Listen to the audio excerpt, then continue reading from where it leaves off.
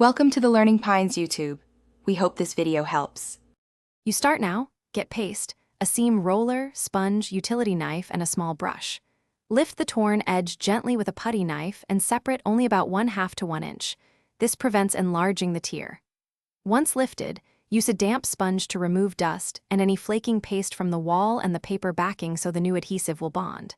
Make sure the surface is dry. If not, pat it down and wait a few minutes before applying adhesive.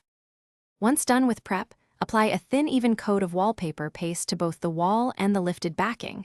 The why is simple: double adhesion prevents future peeling.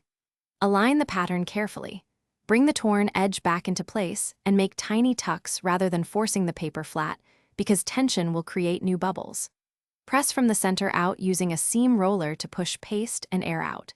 Make sure to wipe any squeezed out paste right away so it won't dry on the face. To finish, run a fresh utility blade along a straight edge to trim any excess paper for a seamless look. Do this gently so you don't cut through the wall. Once trimmed, lay a clean cloth and a flat weight over the seam for 30 to 60 minutes to set the bond. If you still see small bubbles or the edge lifts later, lift the affected area slightly, reapply paste sparingly, and re-roll. If the tear keeps returning, replace that strip of wallpaper to avoid. Thanks for watching. Consider subscribing if we helped you.